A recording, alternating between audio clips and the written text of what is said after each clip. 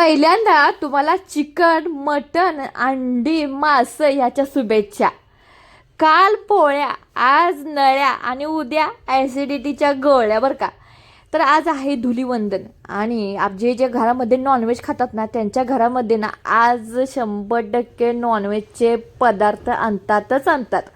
भोगीच्या दिवशी कसं भोगीची भाजी छान लागते ना, तर तसंच त्याच पद्धतीनं आजच्या दिवशी हे नॉनव्हेजचे पदार्थ सुंदर लागतात बरं का. चवीला दरवेळेला लागतातच, पण आजचा जरा वेगळाच विषय असतो. घरातली पुरुष ना जरा एकदम चंद्रावर असतात आणि त्या चंद्रावरच्या स्थितीमध्ये स्वतःच मटण चिकन करतात आणि त्याला वेगळ्याच लेवलची चव आणून देत असतात बरं का. ठीक आहे, प्रत्येक घरामध्ये काय काय कहाणी असतात तशाच पद्धतीनं. तर मासे आणलेत आणि माशाची सुद्धा तुम्हाला गोष्ट सांगते. एका शब्दामध्ये माझ्या मुलग्याच्या एका शब्दामध्ये माझ्या वडिलांनी ताजे नदीतले मासे, फ्रेश मासे आणून दिले. 8 दिवस झालं तो व्यवस्थित जेवत नव्हता तो आणि त्याच्या एकच शब्द काढला की मला मासे खावं वाटलेत. एवढाच एक शब्द ऐकून माझ्या वडिलांनी त्याला ताजे म्हणजे इथं म्हणजे गावाकडनं आणून माझ्या गावी आणून एकदम ताजे जिवंत असलेले मासे आणून दिले.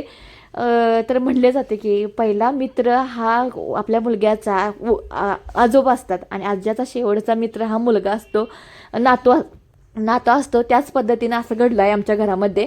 अगदी दोघांचं नातं खूप असं निर्मळ स्वच्छ असं आहे. तर ठीक आहे, आता आपण मासं तयार करणार आहोत धुलीवंदन विशेष. तर आपण पहिल्यांदा स्वच्छ धुवून घेतलं आहे. धुवायचं काम माझ्या मिस्टरांचं होतं आणि दही घालून घ्यायचं. यामध्ये आपण मच्छी फ्राय करणार आहोत. मच्छी फ्राय करण्यासाठी पहिल्यांदा मसाले छान असे ह्याला लावून घ्यायचे. जेवढे हे मासे तुम्ही मसाले लावून फ्रीजमध्ये ठेवाल ना मुरण्यासाठी, तेवढंच त्याला स्वाद छान येतो, आतमध्ये मसाला शिरतो आणि क्रंचीपणा येतो आणि वेगळी चव म्हणजे वेगळ्या लेवलला चव जात असते. तर आपण काय करायचं, ह्यामध्ये घालायचं दही घालून घेतलं आहे, चटणी घालायची ह्यामध्ये. जे आपल्या घरातली घरगुती चटणी हो, जेवढं तिखट पाहिजे तेवढं घालायचं. जरा नवीन चटणी असल्यामुळं लवकरच लाल चटणी निघेना त्यातून बाहेर. सगळी प्रोसेस माझ्या मिस्टरांनी केली आहे. त्याला म्हटलं आज मी व्हिडिओ करतो, तुम्ही सगळा मसाला घालायचा बरं का. हा माशाचं नाव काय आपल्याला माहीत नाही, तुम्हाला माहीत असेल तर नक्की मला कमेंट करून सांगा बरं का. तर नदीतले मासे आहेत, आपल्याकडे समुद्राचे मासे नाही आहेत, त्यामुळं नदीतल्या माशापासून आपण काम चालू करायचा. पण हे सुद्धा मासे ना खूप चांगले लागतात बरं का. हळद घातले, भरपूर असे हळद घातले माझ्या मिस्टरांनी. हळदीला, चटणीला आणि दह्याला अजिबात तिने तुतोडा पडला नाही, काही सुद्धा शिल्लक ठेवलं नाही. जेवढा आहे तेवढा बुकना पडला. त्यामध्ये घातलाय लाल काश्मीरची पावडर. का घातली तर म्हणजे तू म्हणतेस की कलर येण्यासाठी, मग मला पण कलर पाहिजे म्हणून तिने लाल काश्मीरची पावडर घातली आहे बरं का. तर आता यामध्ये सगळं छान लावालावी करत होते, पण अचानकच त्यांच्या हाताला काटा घुसला. त्यामुळे एकदम घाबरून लागले मिक्स करायला. काटा घसत होता, जर थोडंसं एकच काटा होता पण कुठं शिरत होता त्या आणि हाताला लागत होता. मटणाचं आपलं भारी, चिकनाचं भारी असतं, हाताला काटा लागत नसतात, पण हे थोडंसं नदीतले मासे असल्यामुळे त्यामुळे हे जरा थोडंसं काटं लागत होते. मिक्स करून घेतले आहेत बघा. तर थांबा म्हटलं तर असं पद्धतीने मिक्स करून घ्या. चांगलं मसाले लावून घेतले आहेत बघा.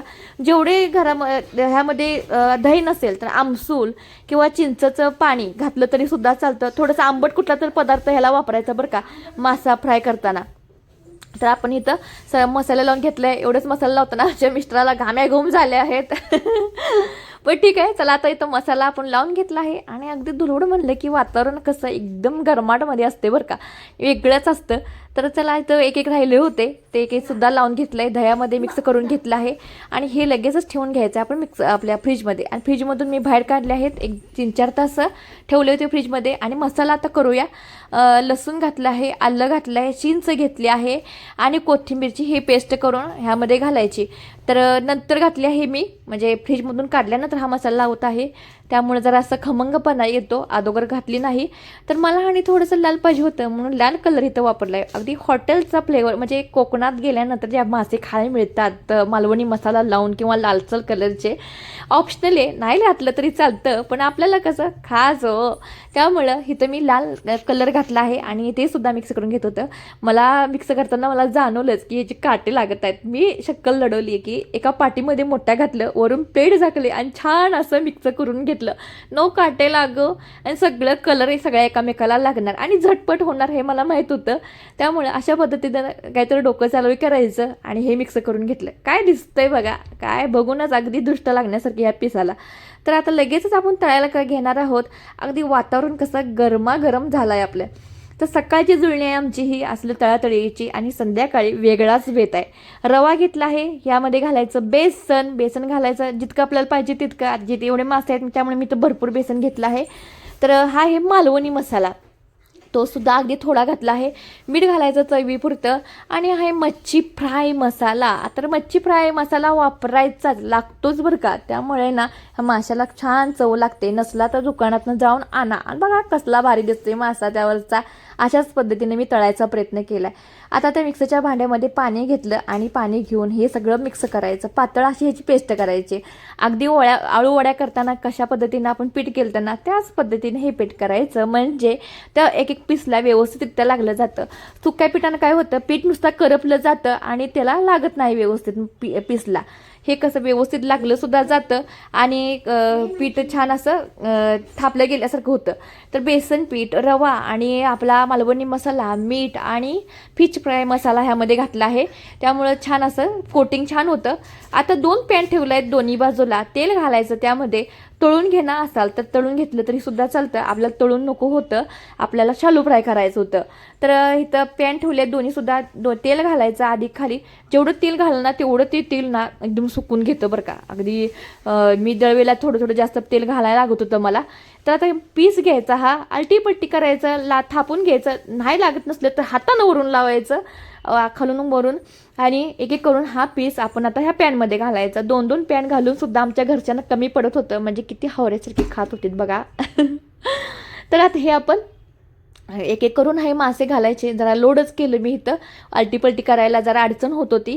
तर एवढे घालू नका, 2 3 घालून फ्राय करा, म्हणजे हे होणार नाही, अडचण होणार नाही.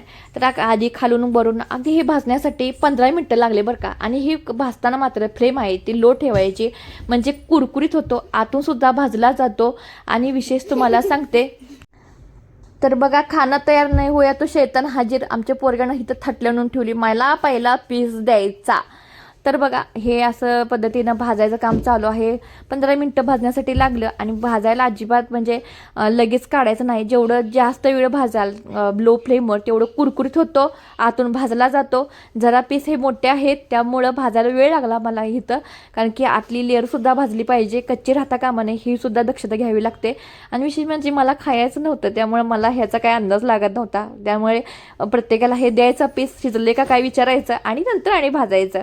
तुम्ही हे भाजून फ्रीजमध्ये ठेवून नंतर आणि भाजला की कुरकुरीत होतात बरं का हे. त्यामुळे तुम्ही भाजून ठेवले तर काही अजिबात अडचण नाही. आणि 2 वेळा भाजले की एकदम कुरकुरीत होऊन जातात. तर बघा मऊ दिसत असतील तर तुम्हाला सांगते, जसं भाजल तसं एकदम क्रंचीपणा येत होता. वरचं भाजत सुद्धा होतं. एका पॅनमध्ये व्यवस्थित भाजत होतं, दुसऱ्या पॅनमध्ये काय झालं कोणास ठाऊक त्याला व्यवस्थित भाजतच नव्हतं.